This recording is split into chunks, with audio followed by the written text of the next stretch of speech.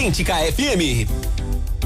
Muito boa tarde, Belo Horizonte, 4h03. Começa agora o programa Educação é para Todos, que acontece todas as quintas-feiras, às 4 da tarde, aqui na 106,7. Olha, 2 de abril, domingo passado, foi o Dia Mundial de Conscientização do Autismo. E tá aí um dia necessário, já que o autismo continua sendo um mistério desde a população em geral até mesmo com os cientistas.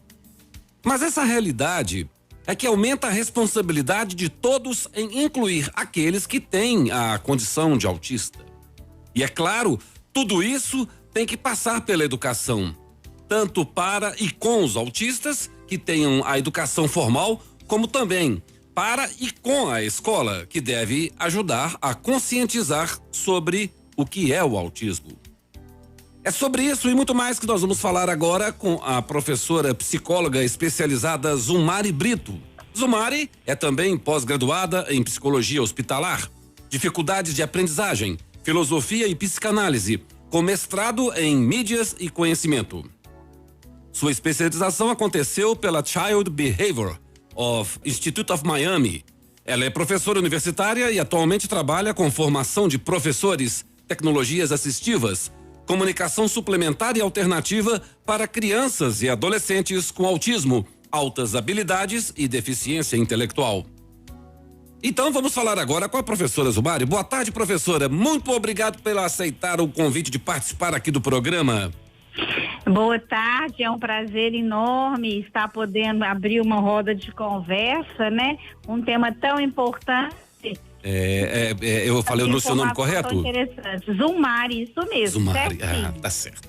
Mas é um tema muito importante que a gente tem que falar sobre o assunto, discutir, trazer para a pauta para a gente poder conversar sobre isso. E minha primeira pergunta para você é: o que é o autismo? Olha, o autismo é um transtorno que está caracterizado por uma questão genética, né? Então, inclusive pós-pandemia, ouvimos demais, né? Aumentou o número de crianças autistas porque eles ficaram expostos à mídia, a computador, a celular.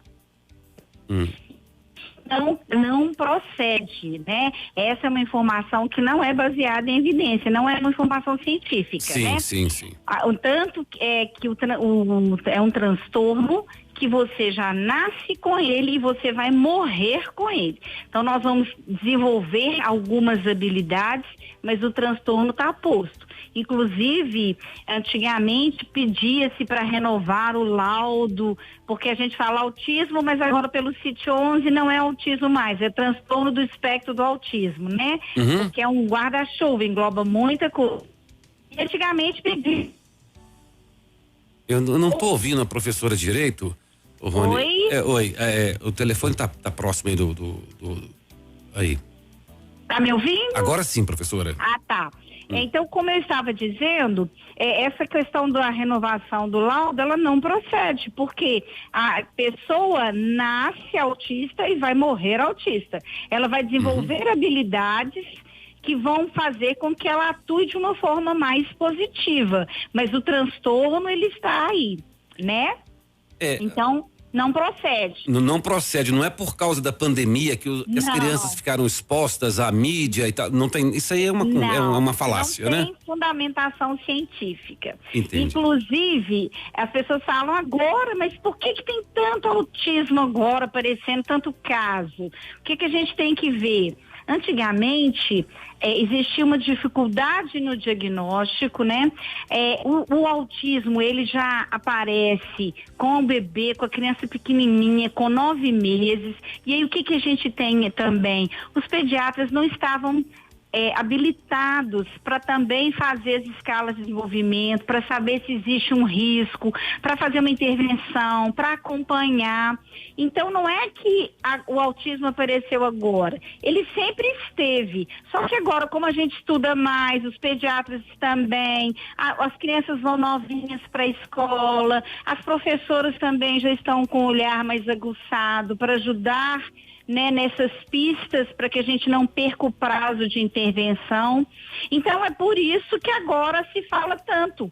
Inclusive no início do ano, nós tivemos uma pesquisa americana, antes era para cada 60 crianças, uma criança seria autista. Hoje, para cada 36 crianças nascidas, uma autista. Então, por isso a importância da gente estar falando sempre sobre o tema.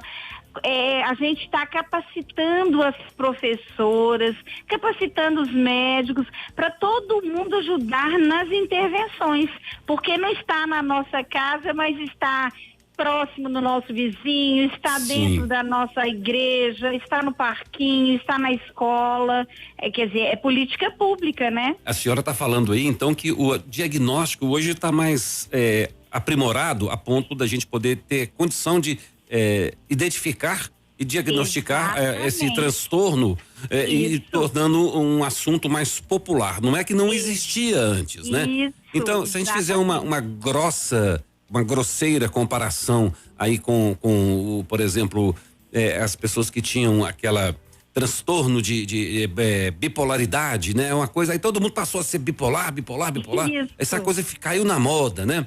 E porque também não tinham esse diagnóstico. Então a gente está pensando que isso trata de uma evolução da ciência para poder diagnosticar as doenças e os transtornos das pessoas, professora. Exatamente. As pessoas estão sendo habilitadas para, né? Então isso vai na escola, nós temos também diagnósticos tardios, né? Pessoas que sabiam que tinha alguma coisa né? Mas não conseguiu passar por um profissional, passar por uma avaliação. Então nós temos hoje também pessoas chegando com diagnóstico aos 30 anos, recebendo diagnóstico de TEA, aos 40 anos. Recentemente saiu até na mídia um juiz que tomou posse agora recentemente, que tinha um ano que ele tinha recebido o diagnóstico de autismo. E isso tem alguma relação, assim, por exemplo, com outros transtornos, né? Porque parece que os transtornos de personalidade, por exemplo, eles não vão sozinhos, eles vão com uma turminha ali, né? Parece com outros sintomas que são congêneres, né? São comórbidos também, né? Isso que você falou é muito importante. Por quê? Porque nós temos as doenças mentais, as esquizofrenias, a bipolaridade, o borderline, o TDAH também. O TDAH não é uma doença mental. O TDAH ele está na categoria do transtorno. O TDAH é um transtorno de déficit de atenção e hiperatividade. E o que a gente já descobriu também? O TDAH, muitas vezes, ele vem diagnosticado primeiro, mas ele é uma comorbidade do TEA. Então, às vezes, o que chega primeiro é aquele diagnóstico de agitação, de hiperatividade, né? Exatamente. E quando você está com um profissional habilitado, ele vai aprofundando essa pesquisa e aí sim, se estivermos diante de um quadro de TEA, ele vai chegar no que seria o transtorno primário. Então é muito comum, você tem a pessoa com transtorno do espectro do autismo e o com TDAH, você tem transtorno do espectro do autismo, às vezes vem com quadro de deficiência intelectual, às vezes você tem transtorno do espectro autista que vem com quadro de superdotação ou altas habilidades, né? Então, normalmente, o TEA, ele não vem sozinho, mas às vezes o que chega primeiro são as comorbidades. Ah, entendi. Professora, eu gostaria de esclarecer, de tentar esclarecer aqui com a palavra da senhora, quais são os sintomas, né? Como que a gente identifica, a grosso modo, né? Como você tá ali num ambiente e você vê aquela criança ali, Quais são os sintomas de um autista? Bacana você fazer essa pergunta, né? Porque às vezes o autismo já estava lá e na hora que a gente começa a chamar atenção para os sintomas, aí as mães, quando chegam no consultório, os responsáveis, os pais falam, nossa, mas é mesmo. Então, por que a gente chama tanta importância da questão do pediatra estar junto com a família? Por quê? Porque a criança já de pequenininha já apresenta sintoma pra gente. Então, aquele bebê irritadiço, é aquele bebê que não gosta de colo, é aquele bebê que na hora que ele está mamando, onde tem aquela troca afetiva de olhar com a mãe ou para quem está dando a mamadeira, ele está olhando para a parede, ele está olhando para outra coisa. É aquela criança, aquele bebê que não interage. Então, se você está falando de uma criança de 8 meses, por exemplo, já começa a dar tchauzinho, você mexe, ela já sorri. Essa criança não interage com a gente. Ela está assim, aí, tipo, um olhar para o infinito, né? Exatamente. Então é muito comum também começar o diagnóstico do autismo pela exclusão, achando que a criança é surda. Porque você fala assim, o bebê, aquela criancinha de 1 ano e meio, 2 anos, tá paradinha no quarto, você chama pelo nome, você chama, ela não atende. Aí os pais começam a falar assim, nossa, esse menino tem algum problema de audição, porque ele não responde. Quando na realidade, depois que a gente faz as avaliações, a gente percebe que ele não tem nenhum problema auditivo. A questão dele é de processamento, porque ele não responde. Não tem resposta, né? Exatamente. Não tem conexão. Não porque exista uma deficiência do aparelho auditivo. Não. Então, quando você fala assim, dos sintomas, nós temos isso. Aí, por exemplo, uma criança que até 2 anos não fala nada, quando na realidade ela já tinha que falar. Palavrinhas soltas, pequenas frases, demandar, quer papá, quer mamãe, pirulito, né? Então, o que acontece? Essa criança que chega aos 2 anos, porque tem uma coisa que a gente chama que são os marcos do desenvolvimento.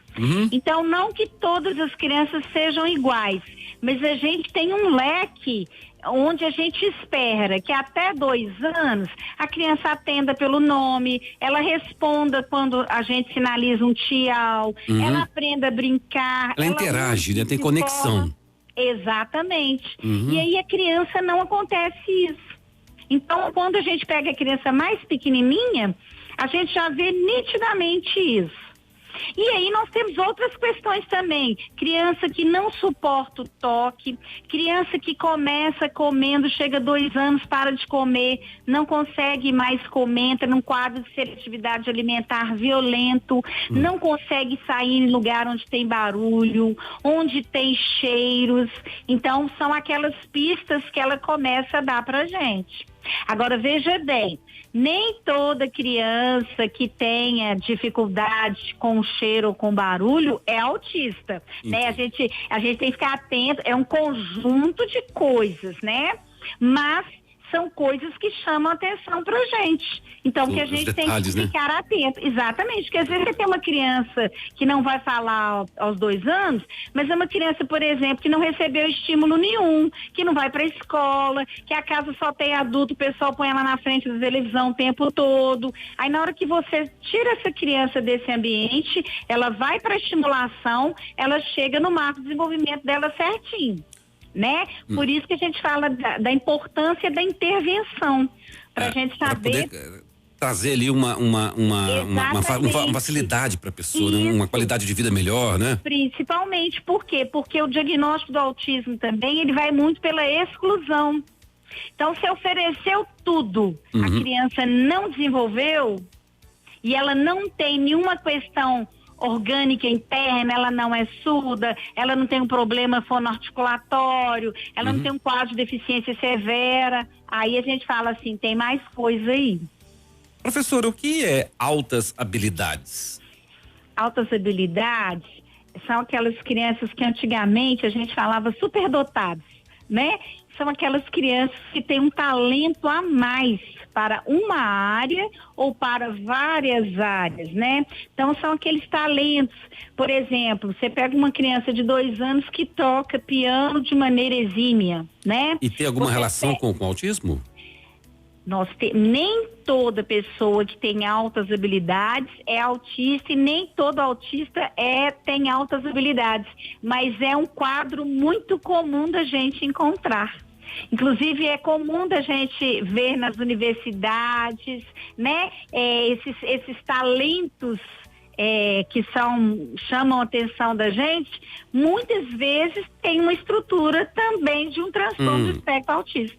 E aí tem alguma altas habilidades seria o inverso de deficiência intelectual? Altas habilidades, eu não sei se a gente pode colocar como inverso, por quê? Porque até a própria deficiência, ela tem níveis, né? Você tem crianças que têm um nível de dificuldade, mas que conseguem avançar. Você tem outras que já vai precisar de um currículo específico. E você tem outras que nós vamos ter que trabalhar de forma funcional. Porque ela não vai aprender a ler, aprender a escrever. Às vezes não vai conseguir nenhuma habilidade básica de um uso de banheiro sozinho, de se alimentar sozinho. Então uma coisa não está para a outra. Entendi. Isso depende. O autismo tem níveis, tem graus de evolução, hoje, né? Nós falamos do autismo, são 3 níveis. Nível 1 é aquela criança que precisa de muito pouco suporte e às vezes nem precisa de um mediador, vai passar pela escola, vai passar pela universidade, vai casar, vai constituir família, vai ter profissão, vai seguir a vida. Com algumas particularidades. Nós temos o nível 2 de suporte, Sim. Que é aquela criança que ou aquele adolescente, né, que vai precisar de uma mediação maior para a escola, para os processos de aprendizagem, para os processos de participação social, de interação. E nós temos o nível 3, que é o que a gente considera que é aquela pessoa, aquele indivíduo, aquela criança que vai precisar de suporte para a vida toda. De necessidades assistivas, né? Exatamente. Não vai, às vezes, conseguir aprender a falar, não vai conseguir habilidade de autonomia de uso de banheiro, vai usar a fralda. Alguém precisa de uma mediação de segurança, né? De como que vai andar, o que pode, noção de perigo. Então, é uma dependência muito maior. Entendi. Esses 3 níveis que a senhora apresentou aí, que tem a definição de espectro autista? A gente chama de espectro porque ele é representado por um guarda-chuva, né? Então, dentro desse espectro tem um universo de coisas, né? Então, o espectro, ele está dizendo disso tudo, desde o deficiente mental, do altas habilidades, da criança que vai seguir junto com os pares, nem com uma habilidade acima, nem uma habilidade inferior, com um talento específico talvez ou não, entendeu? Por isso que é um guarda-chuva, é um leque, cabe um monte de coisas. A minha pergunta com relação às habilidades, as relações interpessoais, as relações sociais. Quer dizer, o convívio dessa criança com espectro autista em relação aos coleguinhas que não possuem esse transtorno. Essa pergunta que você está fazendo, ela é muito importante, sabe por quê? Porque as pessoas ainda têm aquela fantasia que todo autista é igual aquele representado, que é um caso verídico mesmo do filme Meu Mundo, Meu Filho, Meu Mundo, que ele está sempre se balançando, que ele está alheio a tudo, né? Então, hoje, isso também caiu, porque nós temos aí, dentro das escolas regulares, nós crianças autistas, adolescentes autistas, com os 3 níveis de dependência, nível 1, nível 2, nível 3, e aí o que acontece? O mundo, ele é diverso, né? Então a gente tem que criar as nossas crianças e nós temos que criar oportunidades para todos. Então, independente de ser autista ou não, porque cada um vai ter a sua particularidade. E quando, principalmente, nós estamos falando do tema educação, quando essas escolas especiais elas foram reduzidas e as escolas regulares tiveram que se organizar para receber esse público, nós trouxemos a diversidade também para dentro da escola para a gente estar dialogando. Então, quando chega, por exemplo, na unidade de educação infantil ou nas escolas particulares de educação infantil, a gente conversa com as crianças. Se é uma criança que não gosta do toque, você conversa. Olha, esse coleguinha, quando vocês forem falar com ele, pergunta se pode pegar na mão dele, pergunta se pode assentar com ele. E por quê, professora? Por quê? Porque irrita, né? ele tem um jeito diferente de receber o toque de vocês. Às vezes, por exemplo, agora eu não sei até se vocês estão sabendo, por exemplo, o Minas Shop. O Minas Shop agora tem vaga especial para automóveis que vão chegar com crianças autistas ou pessoas autistas, adolescentes, adultos. E agora, dentro do próprio Minas Shop, eles oferecem os abafadores. O que quer dizer isso? Você tem autistas que não suportam barulho. Então, esse autista, ele vai usar o abafador no shopping, mas ele vai usar o abafador também na escola, e no ensino médio, e na educação infantil. Então, a gente dialoga para que as pessoas percebam que da mesma forma que o coleguinha precisa de um óculos, da mesma forma que o coleguinha precisa de uma bengala, porque ele não enxerga bem, não consegue se locomover, a criança autista, o colega autista, o adolescente autista, ele vai precisar de algumas adaptações para poder permanecer no ambiente. Para inclusão, né? Exatamente. Então ele tá no shopping, ele tá no cinema, ele tá nas festas, ele tá dentro da escola, mas às vezes ele precisa de um ajuste. Por exemplo, pegando principalmente educação infantil, que canta-se muito, né? É o período do lúdico. Então, às vezes, a criança não dá muito conta disso ainda. Então, nós vamos fazer uma adaptação, um ajuste, que ela possa usar, por exemplo, o abafador, para que ela fique bem, que ela possa brincar também. E é muito legal, porque quando a gente trabalha nessa perspectiva, não só para receber o autista, para receber o índio, para receber o venezuelano, o negro, o albino, o branco, o japonês, porque o mundo tá aí para todo mundo. E conectado, né? Cada vez mais. Exatamente. E as pessoas têm que entender que os espaços, eles são de direito de todo mundo. Então, quando a gente já começa desde pequenininho, a criança saber, olha, tem um coleguinha que é diferente, mas ele não é diferente, isso não quer dizer que ele é menos, nem que ele é pior, nem que ele é melhor. Ele é diferente, como todos nós somos diferentes. Então, quando você põe na mesa a diferença, ela deixa de ter peso, porque, pronto, a criança sabe que às vezes, por exemplo, tem uma coisa no autismo também, que são as estereotipias. Às vezes ele anda na ponta dos pés, às vezes ele precisa balançar para se regular, às vezes ele precisa balançar as mãozinhas. E aí, o que a gente já explica? Olha, tem hora que o fulaninho vai estar muito feliz, ele vai ter que levantar, dar uma voltinha, ele vai mexer demais com as mãozinhas. E isso, para os meninos, fica super natural. Então, porque antes todo mundo parava para olhar. Quando já se entende que isso faz parte do sujeito e a gente deve respeitar, eles estão lá fazendo as atividades dele, o coleguinha precisou se regular, levantou, deu uma volta, deu 3 pulinhos, mexeu com as mãos, pronto, e seguiu com a vida. Professor, eu tenho uma pergunta aqui do professor Cláudio Magalhães. Pois não. Temos uma lei que obriga a inclusão de todos nas escolas formais, principalmente a com transtornos e deficiências físicas.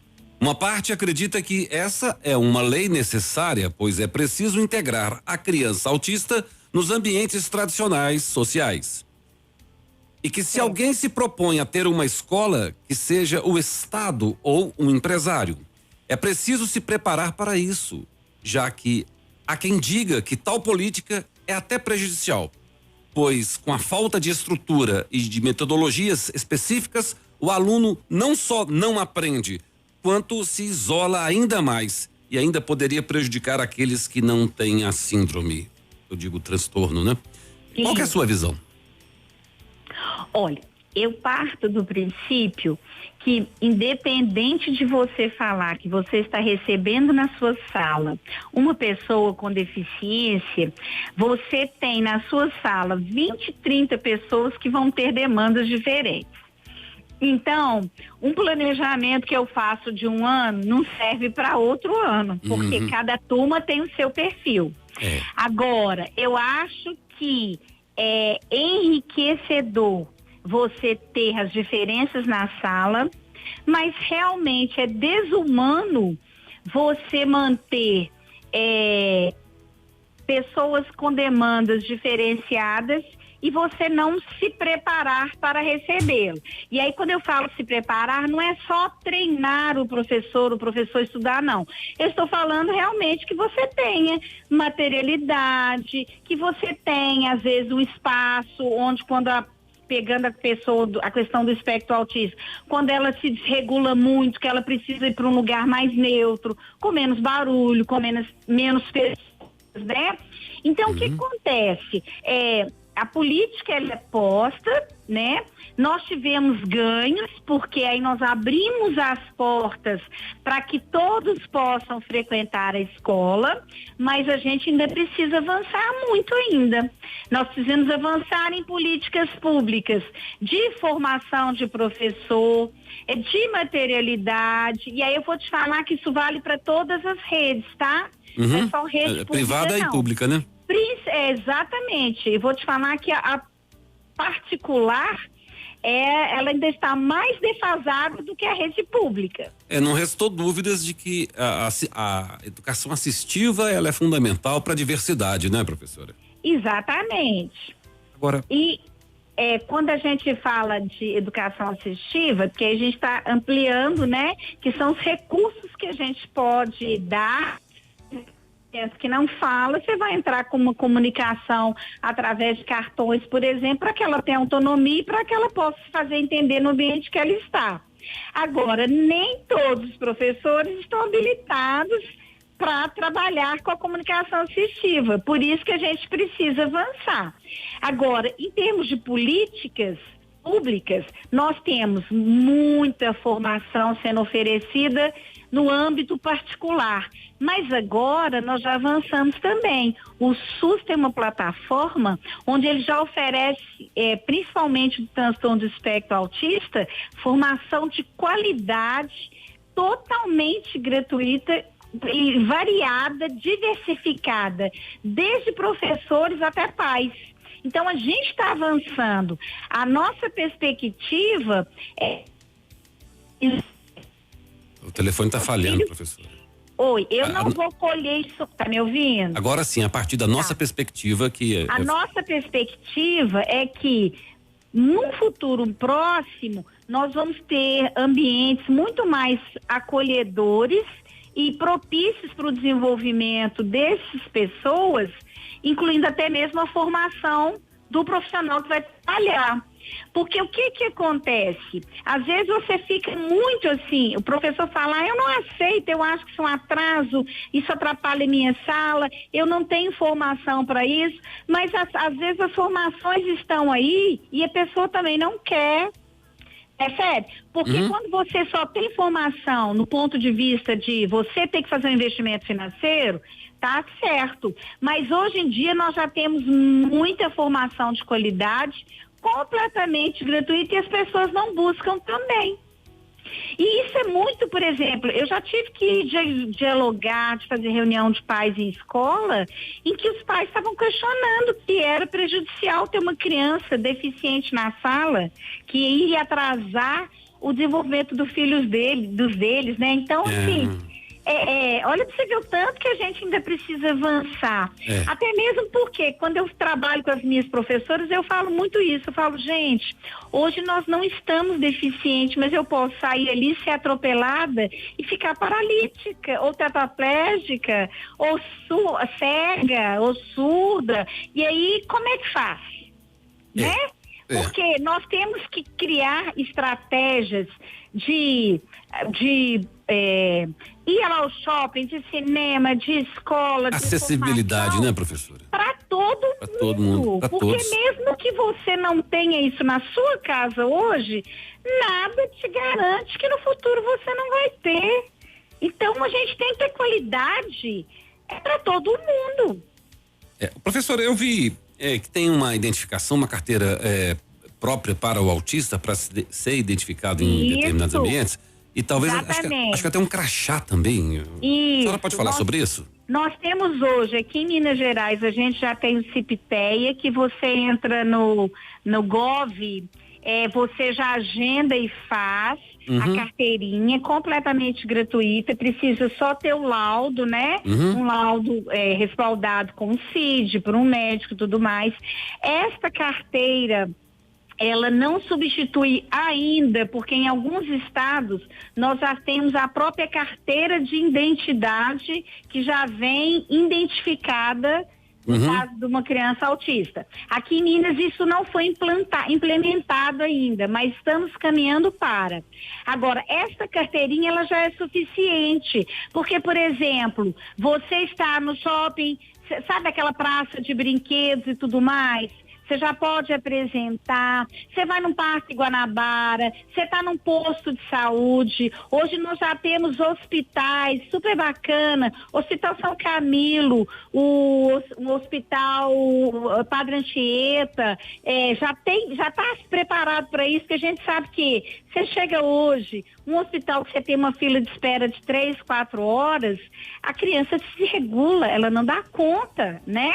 E aí o que acontece? Precisa de prioridade. Então, quando você faz a identificação, você já garante a ela, porque é garantido o direito por lei federal, no Brasil inteiro, onde tem que ter prioridade. Então, hoje é prioridade idosos, gestantes, cadeirantes e o transtorno do espectro autista também. Porque o que acontece? O transtorno do espectro autista, ele não é visível. Você pega uma pessoa na cadeira de rodas, você pega uma pessoa cega, a deficiência está ali, né? É visível, né? E o espectro autista não tem. Então você precisa, às vezes, de estar respaldado por uma carteira de identificação para que as pessoas possam saber que precisa ter uma prioridade. É igual o cordão do girassol, é usado muito, até quando as pessoas estão usando, se locomovendo de um lugar para outro usando o transporte aéreo. O cordão do girassol, ele vem para identificar que quem está usando é uma pessoa autista. Pode ser adolescente, pode ser criança, pode ser adulto. Professor, então, as pessoas já olham, falam, aquela pessoa eu preciso de uma abordagem diferente, eu preciso entender que apesar dela não ter uma deficiência visível, ela vai passar na frente das pessoas, porque ela tem prioridade sobre as filas, num banco, num caixa de supermercado, num posto de saúde, entendeu? É que nós precisamos de publicizar isso melhor, né, professor? Para que as pessoas tenham conhecimento. Infelizmente, eu presenciei um episódio lamentável de uma criança num edifício que eu estava próximo e a criança estava fazendo muito barulho, muito agitada, e aí um vizinho chegou da janela e gritou para parar com aquilo, e a mãe, muito revoltada do outro lado: respeita porque ele é autista. Bom, diante dessa situação eu fiquei perguntando como que ele ia saber que era um autista, né? Exatamente. Né? Verdade? Então, assim, cabe aos pais controlarem e educarem seus filhos para que não perturbem os vizinhos. Ponto. Isso. Mas também, essa mãe, ela poderia Quando entra em crise, né? Saber. Então, quer dizer assim, não devíamos ter políticas públicas para, nos ambientes residenciais, no prédio ali, no elevador, olha, esse prédio aqui tem um morador, vamos respeitar o autismo, né? Quer dizer, esse tipo de coisa, existe esses mecanismos para poder trazer a público, publicizar essas relações sociais para que a pessoa compreenda o outro lado, que é para identificar o autista. Pois é, essa questão, ela é delicada porque às vezes você tem mães que não contam nem para a família que a criança é autista. com medo do julgamento, da discriminação, né? A gente escuta muitos casos, eu escuto muito no consultório, você vai nas escolas, você escuta demais também, né? Porque, principalmente porque como a criança autista, ela se desregula com muita facilidade, todo mundo acha que é birra, porque tem a birra, autista também faz birra, mas tem a crise, né? E aí, quando a crise vem, as pessoas não tendo acesso à informação, todo mundo julga, mas essa mãe não dá educação, esse pai não dá educação, que menino, né? Essa que é a questão. O ideal, a gente sempre orienta, é que as famílias comuniquem. Na escola que existe um laudo que a criança tem um espectro autista, se vai frequentar uma igreja, um culto que for, avise antes, né? Se vai numa festa de aniversário, avise, que a família tenha acesso para que não julgue, mas isso ainda é muito particular. Professor, agora, nós temos mecanismos, só completando o que você falou, nós temos mecanismos, por exemplo, a gente tem mães e famílias, pais, né, responsáveis, que, por exemplo, já faz a etiqueta e já põe no carro, porque, por exemplo, já pensou, você como uma criança autista, se você bate o carro, a criança não é verbal, como é que faz? Então já identifica, já tem no vidro, tem gente que já põe na entrada da porta, nos prédios, avisa para o síndico, participa na reunião de condomínio e fala, olha, eu vou dar educação, mas quando ele entrar em crise, né, essa barulhada toda, porque às vezes acontece de mães serem denunciadas, porque os meninos gritam o tempo todo em crise, os vizinhos acham que estão maltratando, aí chama a polícia, chama o conselho tutelar, porque tudo é a falta da informação. Pois é, agora, como a senhora disse que há um certo constrangimento dos pais para poder divulgar que o filho tem esse transtorno, mas isso não cabe mais a nós que não temos um filho com autismo, trabalhar com relação a isso e colocar isso numa pauta para que seja uma socialização, uma conscientização de que o outro ali tem essa necessidade, né? Não precisamos dar esse constrangimento como um ônus para que os pais tenham que se expor aí, mas que a gente faça a nossa parte de maneira mais proativa. A senhora não acha, não? Não, com certeza. Mas isso, somos pessoas que têm esse cuidado. Mas veja bem o que eu te falei. Eu já tive que ir participar de reunião de pais porque a mãe não estava aceitando que a criança fosse à sala do filho dela. Então, nós precisamos avançar demais ainda nessa questão do preconceito.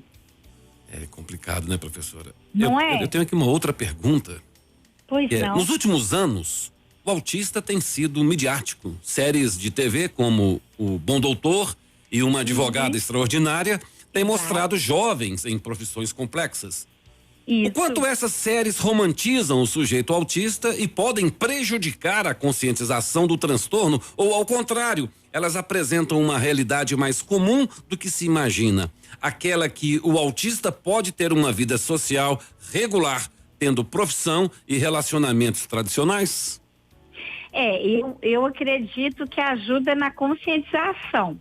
Eu não acho que romantiza, porque se você pegar o The Good Doctor, por exemplo, nós sabemos que ele aparece na série e aparece com as questões dele, de barulho, de muita gente, de pressão, de ter que momento a trabalhar em cima da desregulação dele com as estereotipias, e eu não acho que isso é romantizar, né? Porque, inclusive, ele vence muitos desafios para estar no lugar que ele chega. A Advogada Extraordinária é a mesma coisa. Então, eu não acho que romantiza. Eu acho que sinaliza que nem todos vão chegar ao nível superior, mas sinaliza que eles têm um transtorno, mas eles também têm uma vida, conseguiram uma profissão e estão seguindo a vida como qualquer outra pessoa. Então retratam mais a realidade, né, professora? Exatamente, para quebrar um pouco esse paradigma, que não vai chegar, que não vai namorar, que não vai ter profissão. Inclusive eu acho até bacana, porque eles trazem complexões, profissões complexas, não é? Porque um médico, um advogado que requer muito estudo, leitura e mais um monte de coisa. Então é bacana, muito bacana. Porque, como já dizia Gartner, né, as inteligências são múltiplas, né? Múltiplas. Né? Então ele pode desenvolver em outras habilidades ali, né? Onde para poder, né? Isso, com certeza. Interessante, né? Interessante. A senhora poderia nos dar dicas de como podemos buscar mais informações sobre o autismo para que quem tenha o transtorno ou alguém que gostaria de ajudar, inclusive na comunidade escolar? Olha, um lugar, um material que eu acho muito bacana, que é acessível para todo mundo, é o que eu estou te falando do Conecta SUS. É só jogar no Google Conecta SUS, cursos, transtorno do espectro autista, aí vai vir aparecendo tudo. Agora, outra coisa que é um movimento que já está grande aqui em Belo Horizonte, que nós já temos, por exemplo, nós temos uma mãe que montou um grupo aqui em Belo Horizonte que chama Unidas pelo Autismo, que está batalhando aí atrás de política pública, de qualidade de ensino, de tudo, né, dos direitos.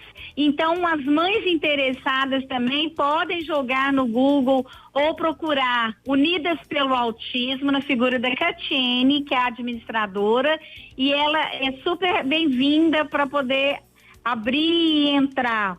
Nós já temos também movimentos interessantes que, por exemplo, as igrejas já estão se sensibilizando, convidando profissionais para falar, preparando os profissionais, os pastores, né? Porque o menino não vai sentar, ele vai andar mais um pouquinho. Então, trazendo para dentro dos locais... Da comunidade, né? Exatamente.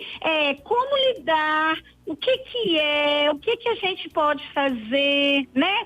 A gente fala também, por exemplo, os cuidadores, aí normalmente a gente fala as mães, porque estatisticamente já está até comprovado que as mães, quando o diagnóstico chega, tem muitos pais que não dão conta e separa, abandona a família e tudo mais. Mas nós temos também pais bacanérrimos e também temos pais solo, que a mãe foi embora e o pai ficou, né? E aí o que a gente vê? Estas pessoas, inclusive isso já foi também estudado, embasamento científico, o nível de estresse é o mesmo das pessoas que vão para a guerra. Na hora que você senta para ver as taxas sanguíneas, a taxa de cortisol, o nível de estresse é altíssimo. Então, é muito importante, quando você tem acesso a uma pessoa que é casado com autista, tem um adolescente autista, tem um bebê autista, que a gente tente ser rede de apoio, sabe? Às vezes, para poder falar, fulano, vai lá tomar um banho mais demorado, pode lavar seu cabelo, eu sento aqui com ele, eu olho, né? O que a gente espera que as famílias fizessem, né? Então, essa rede de apoio, ela é muito importante. Agora, nós já temos também núcleos que estão aí nessa luta, né? Então, nós temos os CAPs, que é da rede pública, que já estão aptos, que tem folheto de informação, que tem pessoa que pode dar informação, ajudar, os postos de saúde, a própria Secretaria de Educação, a Secretaria Municipal. Então, nós já temos, assim, referências, né? Onde as pessoas podem buscar essa ajuda no sentido de ou se habilitar para ajudar uma outra pessoa, ou é um diagnóstico novinho que chegou agora, e agora, o que eu vou fazer com meu filho, como é que eu vou fazer, né? Então, isso já está circulando aqui em Belo Horizonte, graças a Deus, as coisas estão acontecendo. Os pais, eles, quer dizer, todos os pais, né, só por se tornarem pais, eles já se sentem culpados, né? É difícil de lidar com toda essa responsabilidade, e a gente vê aí muitos grupos de apoio dos pais, como por exemplo, tem um filho que já identifica com diabetes mellitus, na infância, precisa de ter grupos de apoio, uma rede de apoio. E acredito que no caso do espectro autista também não seria diferente, né? Não seria diferente, já tem também, né? Inclusive nós temos o Praia, na Universidade Federal, faz um trabalho fantástico fantástico de formação, de momentos de lazer, de pesquisa. Como é que chama? Então, Praia, na Universidade Federal de Minas Gerais. Tem sempre os eventos. Podem jogar também no Instagram ou no Facebook, Praia, o FMG, e acessar toda a programação. Inclusive agora em abril a gente teve muita coisa bacana de palestra, de roda de conversa, de depoimento, né? Porque a grande dúvida, a angústia que a gente vê das mães que chegam pra gente no consultório, né? Nossa, mas ele tá com 2 anos agora, mas e aos 30, como é que vai ser? E quando eu não estiver mais aqui, como é que vai ser, né? Então o Praia trouxe pessoas para adultos, autistas adultos, para falar da experiência, falar da entrada na faculdade, porque hoje, por exemplo, a Federal tem, a PUC tem, você entra com o laudo, é seu direito fazer o curso superior, mas você tem o mediador, você tem todos os ajustes de acessibilidade necessários para que você tenha sucesso no curso que você escolheu. Estou vendo aqui, @praia.ufmg. Né? O autismo é a nossa praia, palestras, dicas de eventos, livros, filmes, etc. Acho interessante que colocar aqui projetos de extensão de musicoterapia que atendem crianças, adolescentes com autismo da UFMG. Muito interessante, professor. Isso. Então mas isso que você falou no início que é fundamental, a gente precisa divulgar mais isso, que às vezes as pessoas nem sabem que tem. É verdade, né? É verdade. As pessoas precisam de conhecer as fronteiras e trazer isso como uma forma de diversidade cultural, social e colocar alguns aspectos que estão da ordem financeira também. A estrutura não deve ser fácil para os pais terem que arcar com um custo, porque como todo transtorno, como toda doença, quando síndrome e tudo tem um custo maior nisso, e é preciso de ter uma forma de o Estado e a organização social também colaborar para que a gente pudesse fazer o que já falam para ser feito, né? Que é tratar os desiguais desigualmente na medida da sua desigualdade, né, professora? Exatamente. Isso que você falou é muito importante também, porque quando a gente fala de política pública, nós precisamos avançar, porque como que você tem um posto de saúde que não tem um psiquiatra? Como que você tem um posto de saúde que não tem um fonoaudiólogo? Então, como que esses meninos vão avançar se eles não têm o básico do atendimento de saúde? Porque não adianta a escola ser inclusiva, abrir, porque a escola ela vai cuidar do pedagógico. Agora, o transtorno do espectro autista, ele precisa de uma abordagem multidisciplinar, né? Porque quando a gente fala que a criança, às vezes, ela vem com outras comorbidades, não é a escola que vai cuidar disso, porque o lugar da escola por excelência é o lugar do pedagógico. Agora, o que adianta a criança estar na escola todos os dias e não ter um atendimento no posto de saúde?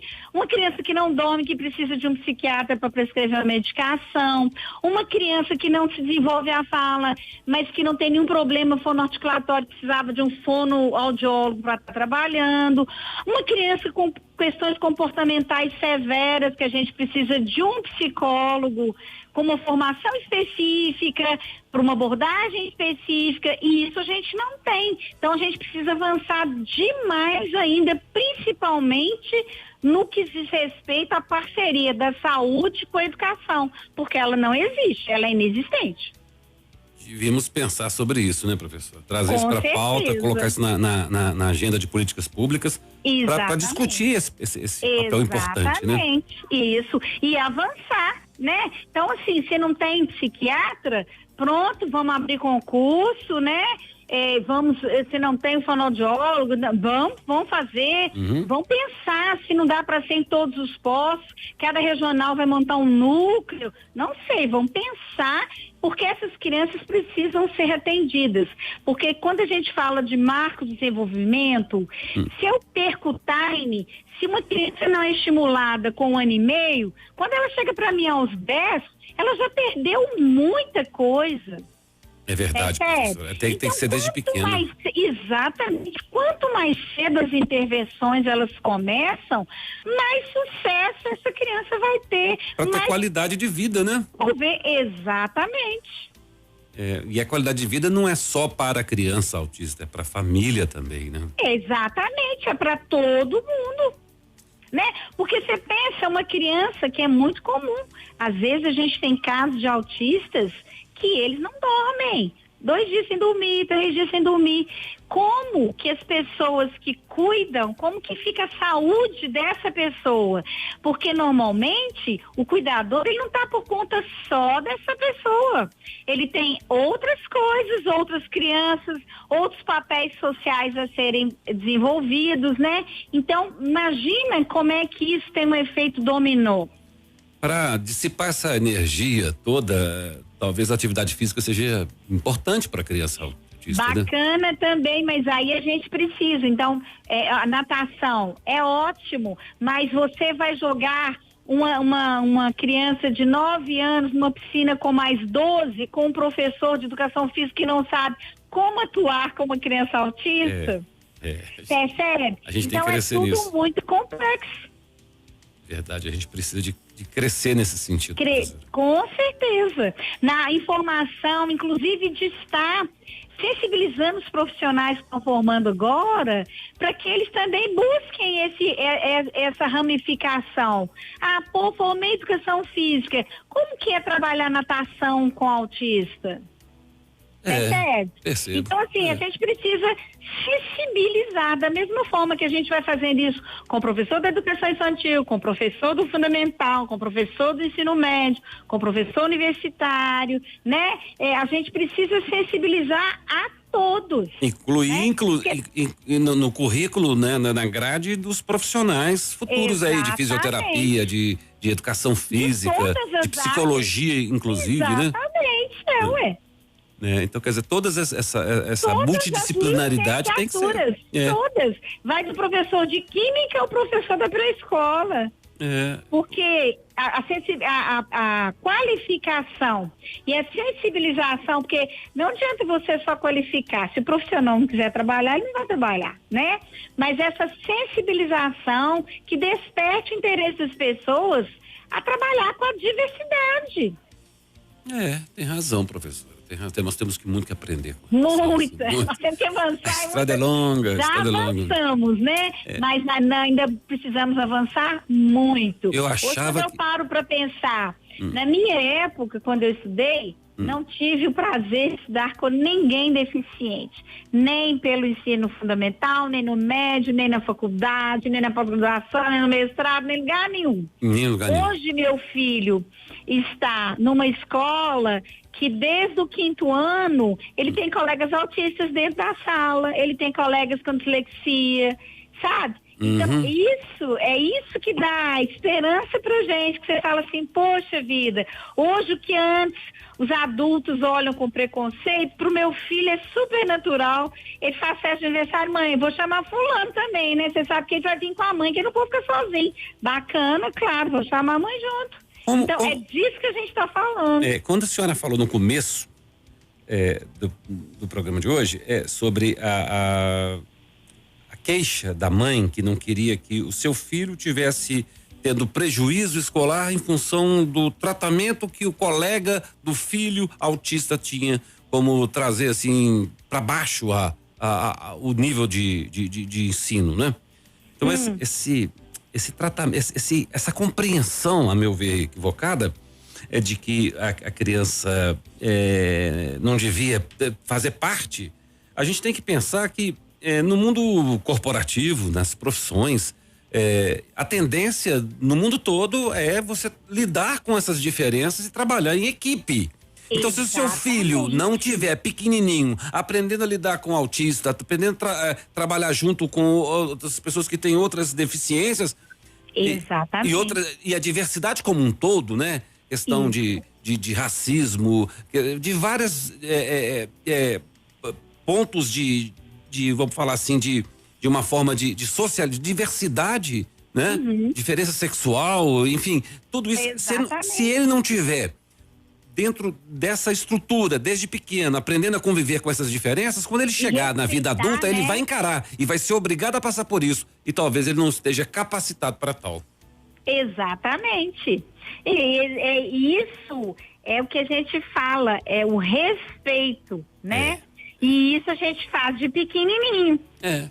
E é isso que a gente está construindo, né? Por isso que eu te falo, nós não vamos colher ainda esse movimento, mas eu já vejo meu filho de 16 anos colhendo, né? Quando o diferente está lá e faz parte do grupo. Mas por quê? Porque a abordagem da escola, né? Já existe todo por trás desse tratamento, já tem toda uma base. E é disso que a gente precisa. É igualzinho nas empresas, né? Porque o pessoal fala, eu já outro dia ouvi uma pessoa falar assim, o contrato eu sou obrigado, porque pela lei eu tenho que contratar não sei quanto. Mas é uma porcentagem, né? É um entendimento equivocado, né? Exatamente. E é bonitinho quando você vê uma criança falar, papai, nós temos que atravessar, na faixa. Exatamente. Né? Papai, você não pode virar ali à esquerda. Você virou, tinha uma placa dizendo que você não podia virar à esquerda, só para a direita, papai. Né? Então, são os pequenos que vão começar a ensinar os adultos aí na frente. Né? Se a gente investir na educação, né? E para a gente ter uma sociedade, um mundo menos preconceituoso e mais acolhedor. É verdade, professora. Não é? Muito enriquecedora a participação aqui no programa. Eu agradeço imensamente, professora. Não, foi um prazer, né? E que a gente possa criar mais momentos para poder estar apresentando para as pessoas, né? Que o autismo está aí, que ele existe e que a diferença está posta no mundo, e é assim que a gente vai conseguir uma sociedade mais justa quando a gente puder entender e respeitar diferentes. E a gente não pode deixar que o dia 2 de abril, que foi o Dia Mundial da Conscientização do Autismo, tenha passado com uma data com uma publicização tímida como foi, né, professor? Tem que ser mais Apesar efusiva. da tentativa de movimentos, né? Mas os movimentos foram pontuais e bem pequenos mesmo. Tímidos, ainda, né? Tímidos. Mas espero que... Mas, por exemplo, desculpe te cortar, mas nós já estamos tendo um movimento bacana, por exemplo, na Câmara dos Vereadores. Já tem pessoas que estão começando a se sensibilizar com a causa, tentando entender como é que funciona, o que precisa, porque são essas pessoas que legislam, né? Então a gente tem que sensibilizar toda a sociedade. A gente tem que aprender, né, professora? A educação é essa, a gente está aprendendo, né? Exatamente. Quando eu fui educado, eu nunca tinha ouvido falar sobre o autismo, e eu só tive contato com a matéria depois de grande, né? Então, quer dizer, faz parte da educação a gente tá falando sobre isso, né? E eu espero ter outras oportunidades para falar com a senhora aqui no programa sobre o autismo e dos avanços que teremos até a próxima vez. Nossa, vai ser muito bom, vai ser um prazer. Tá certo. Muito obrigado, professora. Eu que agradeço, um grande abraço e estou à disposição, foi um prazer. Muito obrigado, muito obrigado. Gente, são 5 horas em ponto em Belo Horizonte. Uma tarde maravilhosa com a professora Zumari Brito falando sobre educação e autismo, trazendo informações para a gente ficar sabendo o que é o transtorno do espectro autista, o TEA. Muito bacana, muito obrigado por ter participado do programa, professora. Com os trabalhos técnicos de Rony de Souza, produção de Cláudio Magalhães, coordenação de Deisiane Avelino. Fica por aqui o programa Educação é para Todos, que acontece todas as quintas-feiras, às 4 da tarde, aqui na Autêntica FM. Até a próxima quinta-feira, pessoal. 0 Autêntica FM.